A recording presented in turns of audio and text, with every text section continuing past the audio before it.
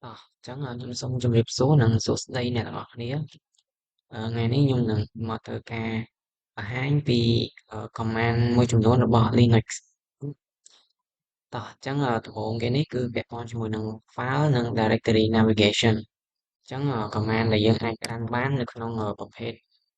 file និង directory navigation មានដូចជាឧទាហរណ៍ថាយើងឆែកមើលថាយើងកំពុងនៅណាយើងអាចវាយ pwd អញ្ចឹងបែរថាយើងកំពុងនៅ folder Gpor អញ្ចឹងទៅ ចឹងឧទាហរណ៍ថាខ្ញុំចង់ចេញក្រៅពី file directory G4 ហ្នឹងខ្ញុំអាចវាយ cd // អញ្ចឹងបានន័យថាវានឹងចេញparent directory ចំនួន1អញ្ចឹងបើសិនជាខ្ញុំចង់ចូលទៅក្នុង directory G4 វិញខ្ញុំអាចវាយ cd G4 ទៅអញ្ចឹងពេលហ្នឹងខ្ញុំកំពុងនៅ directory G4 អញ្ចឹងបើសិនជាយើងចង់ទៅកាន់ root យើងអាចវាយ cd ហើយនិង slash អញ្ចឹងពេលហ្នឹងយើងកំពុងនៅ root directory ហើយ command យើងអាចឆែកមើលទៅលើផ្សេងៗដែលមាននៅក្នុង directory មួយហ្នឹងយើងអាចវាយ ls អញ្ចឹង ls គឺវានឹង list down នៅប្រភេទ file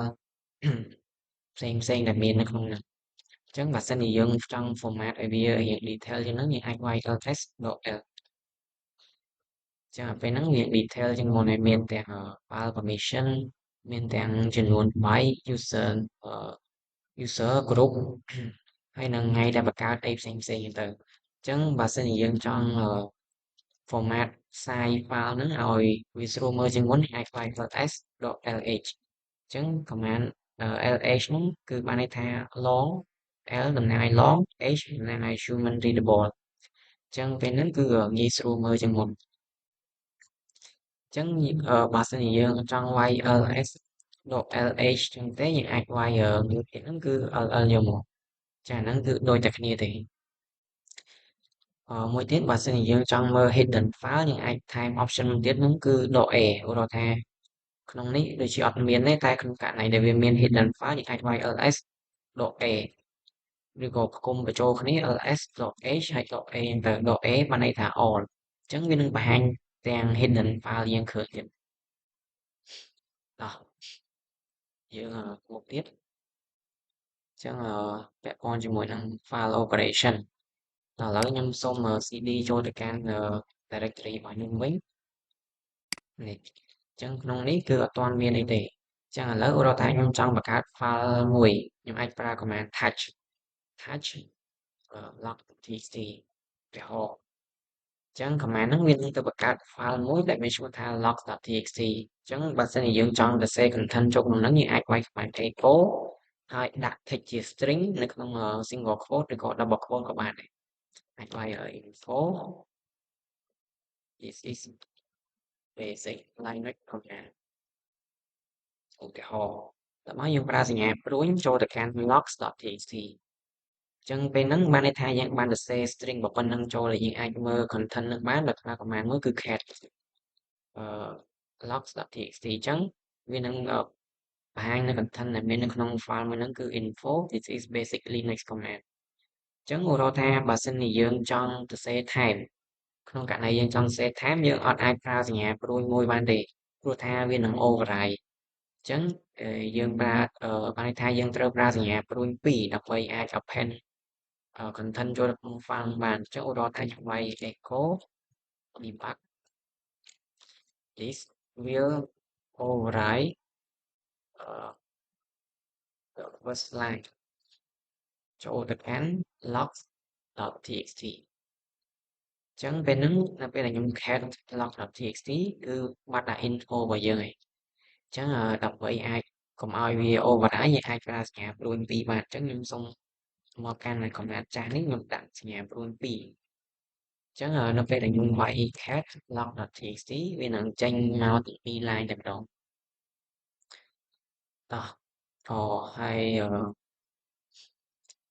cp អញ្ចឹងអានេះបានន័យថាយើងចង់ copy file តែឥឡូវនេះខ្ញុំគាត់ថាខ្ញុំមាន file តែមួយ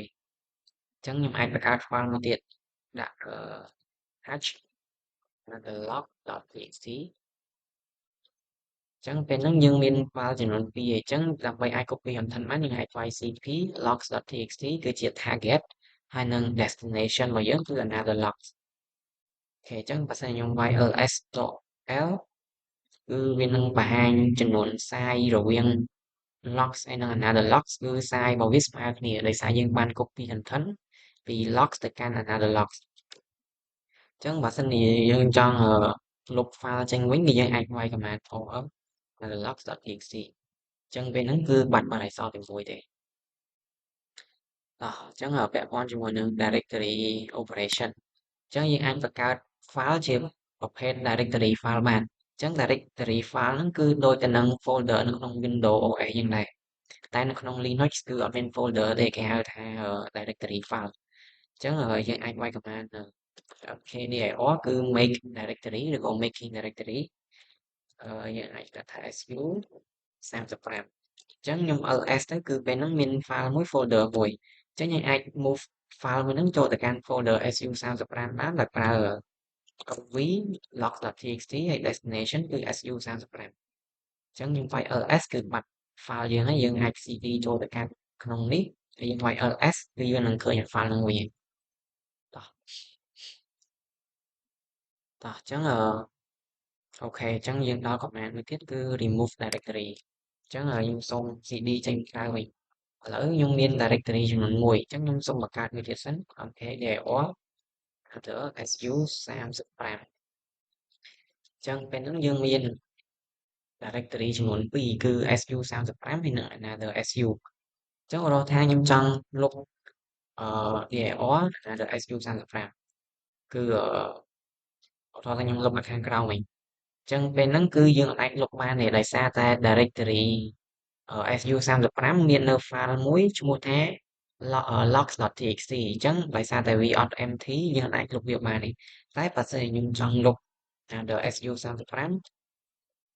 គឺលុបបានធម្មតា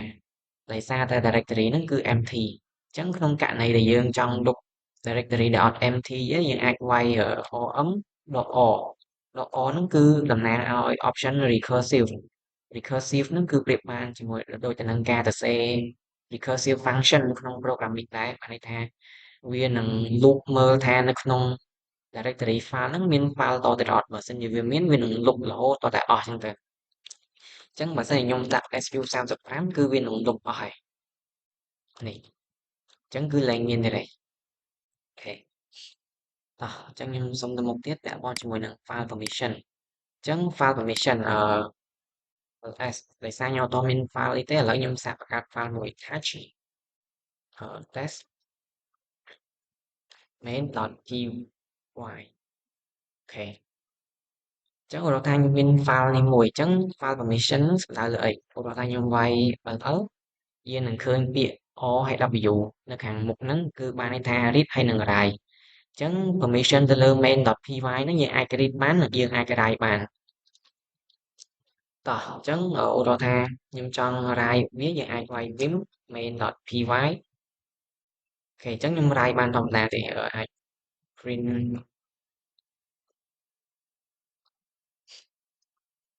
hello ទៅឧទាហរណ៍អញ្ចឹងបើអញ្ចឹងបានន័យថាយើងអាច write ធម្មតាណាអញ្ចឹងឧទាហរណ៍ថាខ្ញុំអត់ចង់ឲ្យគេ write បានអញ្ចឹងយើងអាចវាយ command មួយគឺ chmod គឺដក o ដក w ដក w ហ្នឹងបានន័យថាយើងដកនៅ permission write ទៅកាន់ file មួយហ្នឹងអញ្ចឹងបើសិនខ្ញុំដាក់ py មកវិញហើយយើងវាយ ll គឺលែងមានអក្សរ w ហើយគឺមានតែអក្សរ o អញ្ចឹងបើសិនជាយើងចង់ write វាឧទាហរណ៍ vim main.py អូខេបានធម្មតាទេអានេះដោយសារតែខ្ញុំជា sudo ឬក៏អអ read only file នេះមុនហ្នឹងឧទាហរណ៍ថាខ្ញុំចង់ព្យាយាមកែអឺ wait ចាអាហ្នឹងគឺជា read only file ដោយសារតែខ្ញុំនេះគ្រប់អញ្ចឹងដោយសារតែ user ខ្ញុំកំពុងនៅនេះជាមានបានន័យថាមានសិទ្ធិដូចទៅនឹង super user ដែរអញ្ចឹងបាទខ្ញុំអាចនេះបានឧទាហរណ៍ថា vim main.py នេះ នេះនៅពេលដែលខ្ញុំព្យាយាមកែ file មកហ្នឹងគឺវាដាក់ warning ឲ្យយើងឃើញថាអ្នកគឺ change យើងកំពុងតែចង់ផ្លាស់ប្ដូរនៅ read only file អញ្ចឹងអាហ្នឹងគឺបានន័យថាវា warning ឲ្យយើងហើយគឺវាអត់ចង់ឲ្យយើងកែទៅលើ file មួយហ្នឹងទេតោះឥឡូវឧទាហរណ៍ថាខ្ញុំចង់មើលវាគឺ cat main.py អញ្ចឹងវាចេញធម្មតាដែរតែបើសិនជាខ្ញុំចង់ដក permission ខ្ញុំអាចវាយ cmode .or main.py អញ្ចឹងនៅពេលដែលខ្ញុំចង់ cat វិញគឺ permission deny ឯងអញ្ចឹងយើងអាចអឺប្រើនៅ command មួយទៀតគឺ sudo ហ្នឹងបានន័យថា super user do អញ្ចឹង sudo main.py ហើយយើងវាយ password មកគឺយើងអាចមើលបានធម្មតាអាហ្នឹងពាក់ព័ន្ធជាមួយនឹង permission ហើយ permission បូក x នេះគឺបានន័យថា execute file ដែលអាច execute បានឥឡូវឧទាហរណ៍ថានៅនេះអត់មាននេះឥឡូវខ្ញុំសូមបង្កើតfile មួយទៀត main. and wing main.cpp ឧទាហរណ៍ថាខ្ញុំចង់ compile C++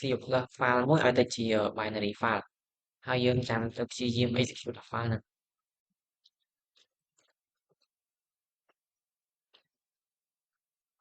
so ste cout hide អូខេអញ្ចឹងឥឡូវខ្ញុំមាន file main.cpp យើងអាច compile វាបាន main.cpp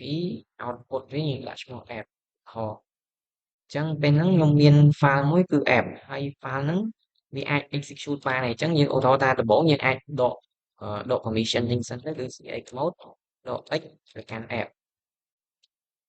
អញ្ចឹងពេលហ្នឹង app របស់យើងគឺអាច execute បានទេតែបើសិនជាខ្ញុំព្យាយាម execute វាឧទាហរណ៍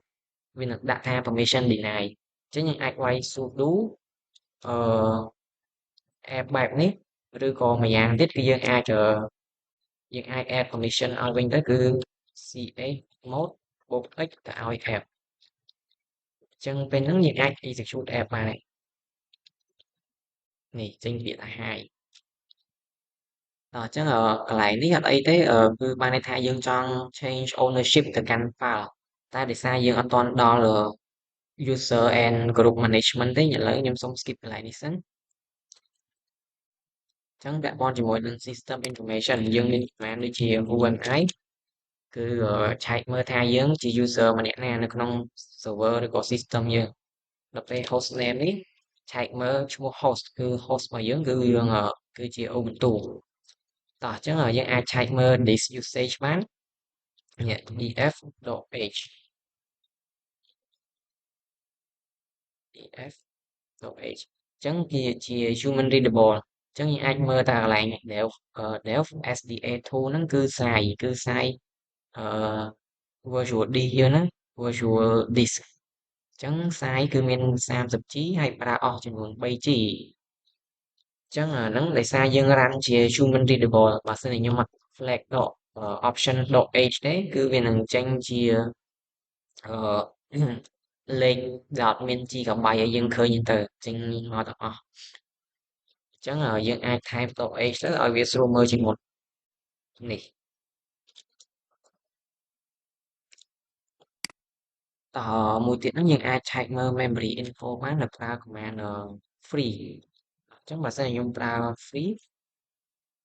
នេះគឺនឹងចេញព័ត៌មានពាក់ព័ន្ធមួយការប្រើប្រាស់ memory របស់យើងអញ្ចឹងបើសិនជាចង់ឲ្យស្រួលមើលគឺយើងថែម .h គឺ human readable អញ្ចឹង memory សរុបគឺ 3.3G ប្រើអស់តែ400 MB ជាងទេអញ្ចឹងយើង free ជាង3G ជាងទៀតហើយសល់ប្រមាណពាក្យច្រើនសុទ្ធតែជា background process តិចទៀតតែយើងទៅដល់កន្លែង background process ហ្នឹងcommand top នេះក៏គឺជា command មួយដែលយើងឆែកមើលទៅលើ running process នេះអញ្ចឹងយើងមើលទៅអានេះគឺស្ថិតតែជា process ដែលកំពុង run នៅក្នុង computer យើងអូខេអញ្ចឹងពាក់ព័ន្ធមួយ text processing ហើយនិង search អញ្ចឹងgrep pattern ដំបូងគេនេះអញ្ចឹងយើងអាចប្រើ grep នេះដើម្បីស្វែងរក content ណាមួយនៅក្នុង file ឧទាហរណ៍ថា ខ្ញុំចង់ស្វែងរកពាក្យថា see out អញ្ចឹងខ្ញុំអាចវាយចែក grab ហើយ content ហ្នឹងយើងដាក់នៅក្នុង double quote នេះ see out ទៅនៅក្នុង file main.cpp នេះអញ្ចឹងទៅវានឹងចេញឲ្យយើង highlight ពណ៌ក្រហមអញ្ចឹងទៅថាយើងមានពាក្យ see out ហ្នឹងនៅក្នុង file main.cpp ចុះបើសិនជាយើងអត់ដឹងថា see see out ហ្នឹងនៅក្នុង file ណាយើងធ្វើម៉េចអញ្ចឹងទៅពេលហ្នឹងដូចជាយើងត្រូវមាន pattern បន្ថែមអញ្ចឹងអានេះខ្ញុំសូមអត់បង្ហាញទេសូមទុកសិនតោះមួយទៀតហ្នឹងគឺ file អញ្ចឹងនៅក្នុង command file នេះបានន័យថាមួយទៀត grab ខ្ញុំភ្លេច grab នេះអឺយើងអាចប្រើវាជាមួយនឹង command ផ្សេងៗទៅបានឧទាហរណ៍ថាខាងលើនេះ top នេះខ្ញុំវាយ top ខ្ញុំអាច grab រកមើលពាក្យថា root អីយ៉ាងទៅឧទាហរណ៍អញ្ចឹងពេលហ្នឹងវានឹង highlight ពណ៌ក្រហមឲ្យយើងបាទយើងដៃទៅអាហ្នឹងcommand grab ហ្នឹងយើងអាចប្រើជាមួយនឹង command ផ្សេងទៀតបានចំពោះ file ហ្នឹងបានន័យថាយើងចង់ស្វែងរក file main.py អញ្ចឹងទៅវានឹងបង្ហាញយើងឥឡូវថាខ្ញុំកំពុងនៅ root អូខេខ្ញុំកំពុងនៅ root ខ្ញុំអាច file អឺ file main.py បើសិនខ្ញុំចង់រើអាហ្នឹងតត្រូវស្គាល់ folder វាសិនអញ្ចឹង folder ដូចជានៅ home ហើយនឹង G4 ហើយដាក់ឈ្មោះ file របស់យើងគឺ main.py នេះអញ្ចឹងទៅគេដាក់ថា no such file or directory អញ្ចឹងដូចជាអត់ត្រូវការនេះទេតោះអញ្ចឹងបើសិនជាឧទាហរណ៍ថាយើងអត់ដឹងថា file ហ្នឹងនៅណាទេយើងអាចស្វែងរកបាន file dot អឺដក name main.py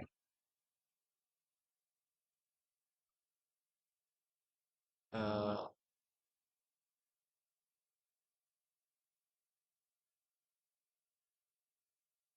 ឺនេះវាត្រូវការ permission អញ្ចឹងបែរថា command នេះយើងចង់ស្វែងរកលក្ខណៈបែបនេះតើយើងវាយ sudo អញ្ចឹងទៅយើងនឹងឃើញផ្នែកក្រោមវាហ្នឹងគឺ directory home Gpor ជាមួយនឹង file main.py អញ្ចឹង main.py ហ្នឹងមិនមែនមានតែក្នុងអឺ directory ហ្នឹងទេយើងមើលទៅគឺឃើញមាននៅ directory ផ្សេងទៀតដូចនៅ share នៅ lib អីចឹងទៅចាហ្នឹងក្នុងករណីដែលយើងអត់ដឹងថា file ហ្នឹងនៅក្នុង directory មួយណាfile main.py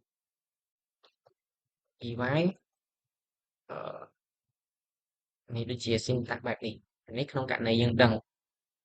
អូខេ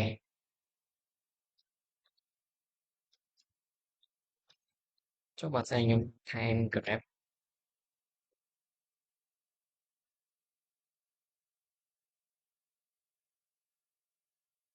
នេះអញ្ចឹងយើងថែម grab មួយទៀតទៅគឺបានហើយគឺ file ហ្នឹងនៅក្នុង home directory home Gpor ជាមួយនឹង main.py តោះឥឡូវឧទាហរណ៍ថាទៅមុខទៀតកន្លែងនេះគឺ word count អញ្ចឹង word count wc ហើយយើងដាក់ឈ្មោះ file អញ្ចឹង file មុនហ្នឹងដូចជានៅក្នុង home ក្នុងនេះ main.py អូខេអញ្ចឹងយើងត្រូវវាយ sudo word count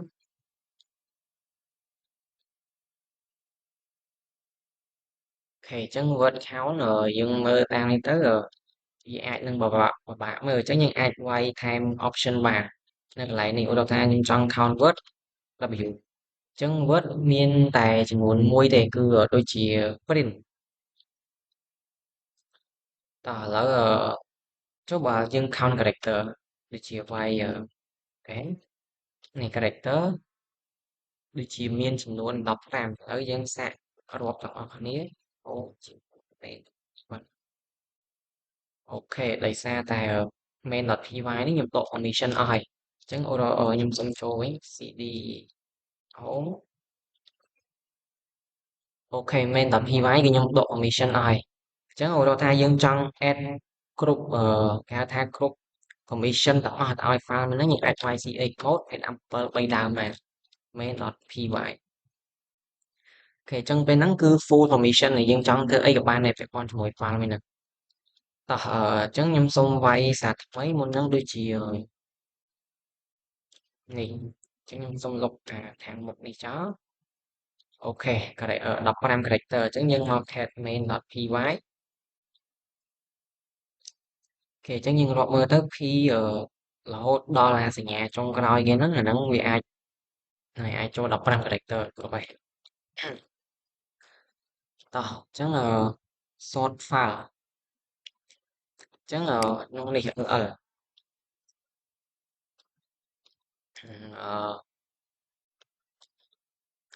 main.cpp cat main.cpp ចឹងរកថា content ក្នុងហ្នឹង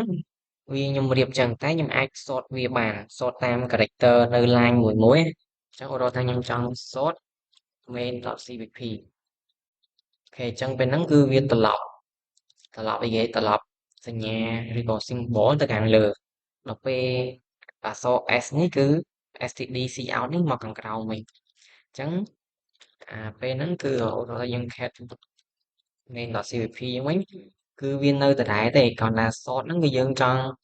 មើល content លក្ខណៈរៀបជា descending ឬ ascending តោះឥឡូវខ្ញុំបង្កើត text text.txt តមកតោះ A B C Y Q ឧទាហរណ៍អញ្ចឹងhead text.txt គឺយើងមានបែបហ្នឹងអញ្ចឹងខ្ញុំអាច sort text.txt គឺវារៀបពី A មក Y នៅខាងក្រោមគេចុះបើសិនជាចង់ reverse sort មកវិញយើងធ្វើម៉េចយើងអាចថែម option មួយទៀតគឺដក O ពេលហ្នឹងវានឹង reverse ឲ្យយើងវិញហ្នឹងទៅតើឥឡូវយើងទៅមុខទៀតដល់ network command អញ្ចឹង command នេះពាក់ព័ន្ធជាមួយនឹង network ព្រោះថាយើងចង់ test connection យើងអាចវាយ ping បាន ping google.com ឬក៏យើងអាច ping ទៅកាន់សាលា CTIC university.com នេះអញ្ចឹងបើសិនជាមាន response មកវិញបែបហ្នឹងបានន័យថាយើងអាច test connection ទៅគឺអាចស្គាល់គឺបានថាយើងអាចប្រើប្រាស់អ៊ីនធឺណិតបានតោះអញ្ចឹង command IP address នេះគឺ show នៅ network information អញ្ចឹង IP address នេះវានឹងចេញបែបនេះយើងឃើញហ្នឹងទៅអញ្ចឹងក្នុងហ្នឹងក៏យើងអាច grab បានដែរក្នុងករណីយើងចង់ grab រកមើល IP ណាមួយជាក់លាក់អីទៅអញ្ចឹង IP នេះគឺយើងអាចសរសេរ address វិញក៏បានដែរគឺវាស្គាល់ដូចគ្នាដែរមួយទៀតហ្នឹងគឺអាចដូចជា IP config if config.me តោះអរិយ Michael if config.me ចឹងកន្លែងហ្នឹងវានឹងបង្ហាញនៅ ID របស់យើងលើអ៊ីនធឺណិតនេះឧទាហរណ៍ថាខ្ញុំវាយប៉ុណ្ណឹងនេះគឺជា IP ដែលយើងប្រើប្រាស់អ៊ីនធឺណិតហ្នឹង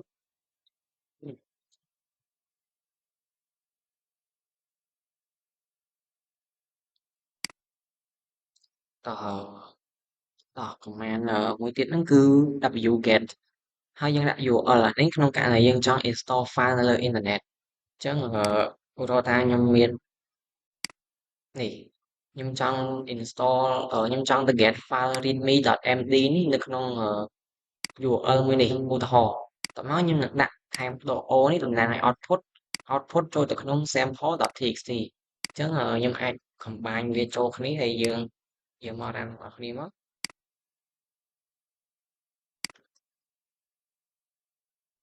តោះw get https raw.github user.com github git ignore main readme.md o sample.txt អូខេអញ្ចឹងបើសិនខ្ញុំអាច cat sample.txt នេះអានេះគឺជា content ដែលមាននៅក្នុង readme ដែលយើងបាន install ទៅលើអ៊ីនធឺណិតមកអូខេ ហើយ command ASH command ASH នេះបានន័យថាយើងចង់ remote ទៅប្រើប្រាស់នៅម៉ាស៊ីនអឺ Linux នៅលើ server ព្រោះថាខ្ញុំមានserver host 7.7ព្រោះខ្ញុំមាន server មួយមាន host 7.7.8.9 ចាហ្នឹងជា IP server ខ្ញុំតោះមកខ្ញុំមាន user ឈ្មោះ Steve ឧទាហរណ៍អញ្ចឹងខ្ញុំអាចចូលប្រើប្រាស់server នឹងបានដោយវាយ SH Steve ហើយប្រើ add ហើយយើងដាក់ IP របស់ server ហ្នឹងហើយតោះមកយើងចុច enter ទៅវានឹងឲ្យយើងបញ្ចូល password នៅពេលដែលបញ្ចូលត្រូវគឺយើងអាច remote ទៅកាន់ server នោះបានហើយតោះឥឡូវខ្ញុំចូលមកដល់យើងជិតអស់ដែរចូលទៅដល់ package management អញ្ចឹង package management ឧទាហរណ៍ថាខ្ញុំវាយsudo apt update គឺវានឹងទៅ update package ទាំងអស់នៅក្នុងម៉ាស៊ីន Linux របស់យើងនេះអញ្ចឹងយើងចាំវាតិចទៅដោយសារដូចជាបើសិនជាយើងវាយ upgrade វានឹងយូរជាងហ្នឹងតែ update នេះដូចជាអត់ចាំអីយូរទេអ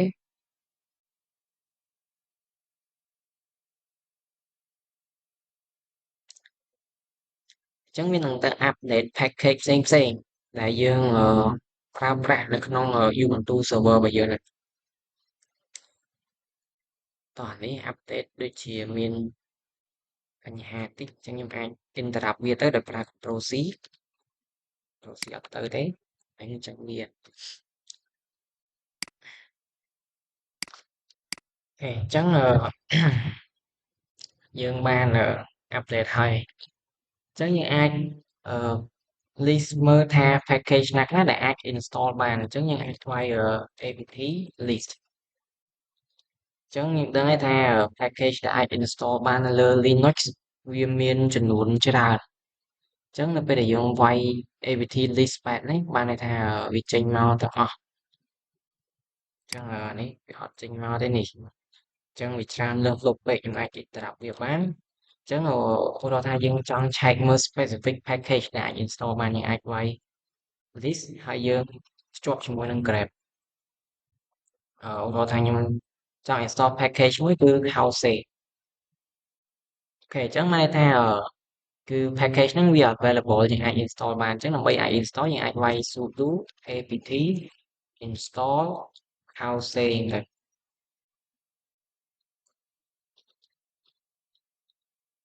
ខេអញ្ចឹងនៅពេលដែលយើង install បានហើយយើងអាចតេស្តវាបានហើយព្រោះខ្ញុំតេស្ត house វិញ house ហើយនេះវានឹងយើងអាចប្រើប្រាស់នៅ command house ហ្នឹងបានអញ្ចឹងរកថាយើងចង់លុបវាវិញយើងអាចវាយapt remove house ជាងវិញ remove password អូខេអញ្ចឹងដើម្បីអាច remove package ដោយយើងត្រូវការ permission អញ្ចឹងយើងវាយ sudo apt house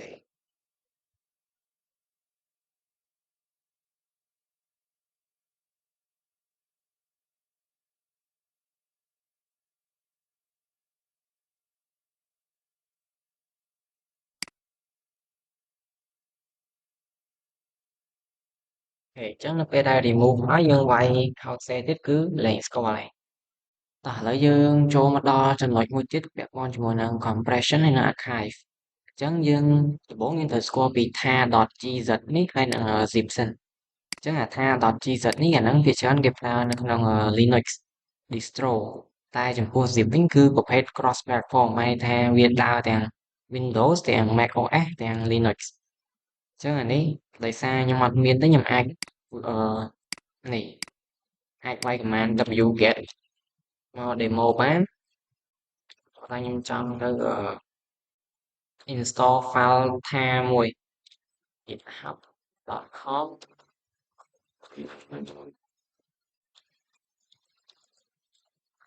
drive reference heads master theorem.gz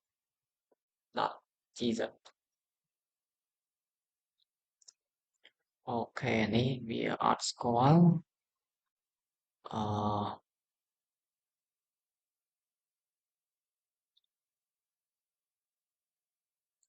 not found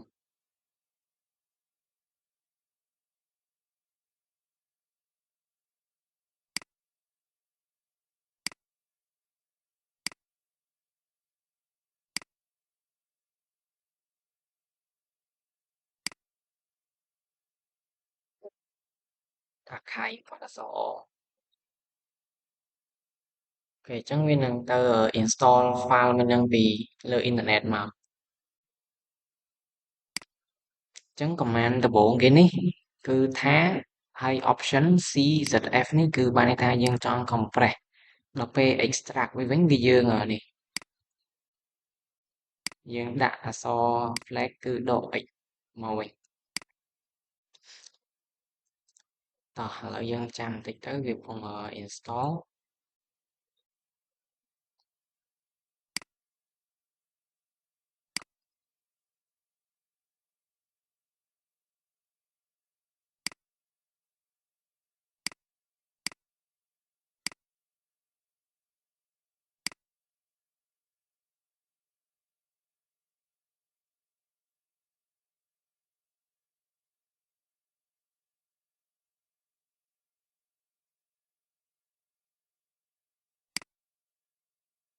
អូខេឥឡូវយើង install ហើយអញ្ចឹងយើងមាន file មួយគឺ master.tr.gz អញ្ចឹងយើងអាច extract វាបានដោយប្រើ command ថា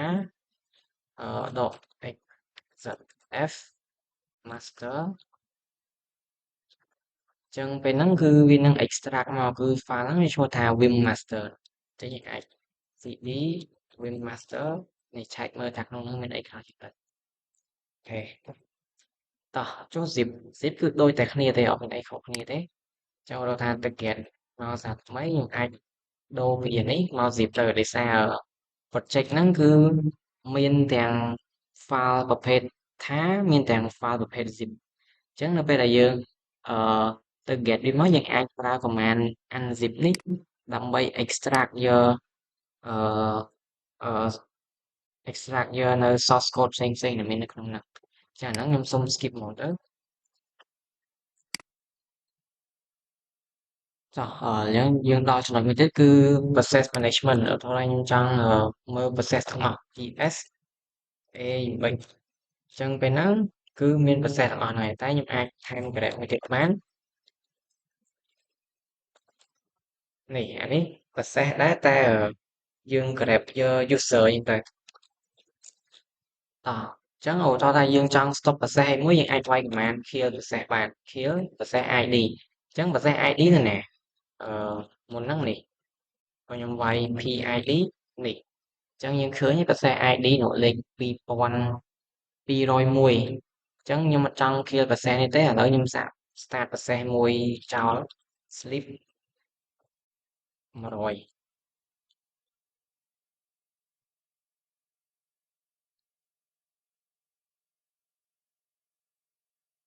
តោះអញ្ចឹងមុនហ្នឹងខ្ញុំអាចដាក់ជាបាន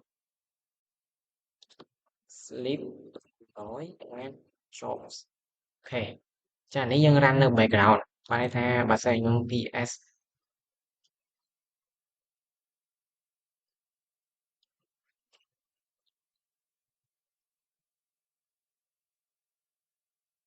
នេះយើងឃើញប្រសេសហ្នឹងគឺ sleep process sleep យើងគឺហ្នឹងហើយយើងមានប្រសេសចំនួន2ឯពេលហ្នឹងតោះអញ្ចឹងរាល់តែយើងចង់បរិញយើងចង់យកអា process ដែល run ហ្នឹងមកខាងមុខយើងធ្វើម៉េចយើងអាចវាយ FG អញ្ចឹងពេលហ្នឹងអា process sleep របស់យើងហ្នឹងវាមកផ្ទៃខាងមុខឯងតែយើងអាចអឺដាក់វាទៅជា background process វិញបានព្រោះតែយើងចង់ដាក់វាទៅ background វិញយើងដាក់យើងវាយ BG ទៅអញ្ចឹងពេលហ្នឹងអាហ្នឹងវា continue តែវានៅ background process ឲ្យយើងជាប់នេះគឺ list នៅ background process អញ្ចឹងយើងឃើញ background process គឺ sleep អូខេចុងបើសិនជាយើងចង់ kill ប្រសេសនឹងវិញធ្វើម៉េចអញ្ចឹងខ្ញុំអាច AU ESAUX grab sleep ចឹង sleep ហ្នឹងមាន ID 2250ចឹងយើងអាច kill 2250អូខេចឹង terminate នៅពេលដែលខ្ញុំចង់អានេះមកវិញគឺអា process ដែលមាន ID 2250ហ្នឹងគឺយើងលុបបាត់ហើយអូខេតោះចឹងពាក់ព័ន្ធជាមួយ user management ចឹងuser management គឺការគ្រប់គ្រងទៅលើ user អញ្ចឹងបើសិនជាយើងចង់ run ជា root user យើងវាយ sudo su index អញ្ចឹងពេលហ្នឹងយើងកំពុងនៅ root ឯងយើងបានន័យថាយើងជា root user កំពុងប្រើប្រាស់ server អញ្ចឹងខ្ញុំអាច exit ចេញវិញអញ្ចឹងយើងអាច add user បានដោយប្រើ sudo add user ដាក់ user ជា pointer ឧទាហរណ៍អញ្ចឹងយើងត្រូវវាយ password ថ្មី retype អូខេអញ្ចឹងអានេះខ្ញុំអត់ចង់ដាក់ឲ្យបាន enter រហូតទៅអឺ yes អូខេអញ្ចឹងពេលហ្នឹងគឺយើងមាន user ម្នាក់ទៀតឈ្មោះថា G4 មុននេះអញ្ចឹងយើងអាច list មើល user បានដោយប្រើ cat etc/ នេះអញ្ចឹងយើងមើលទៅផ្នែកខាងក្រោមវានេះគឺយើងមាន user ម្នាក់ទៀតគឺ G4 អញ្ចឹងដើម្បី switch ទៅ user ម្នាក់ហ្នឹងបានយើងអាច sudo su G4 ទៅអូខេអញ្ចឹងយើងនេះកំពុងនៅហ្នឹងហើយcd នេះយើងចូលមកកាន់ home directory បង្គាត់មកយើងអាចសរសេរយើងអាចបង្កើត file បង្កើតអីសម្រាប់ user ម្នាក់ហ្នឹងធម្មតាអូខេអញ្ចឹងខ្ញុំពុំ exit ចេញវិញអូខេអញ្ចឹង password មុនហ្នឹងគឺនេះ password នេះគឺសម្រាប់ change password អញ្ចឹងឧទាហរណ៍ថាខ្ញុំ sudo su បងហ្នឹងអញ្ចឹងខ្ញុំអាចអឺ wd ដើម្បីដូរ password អញ្ចឹង current password តមក new password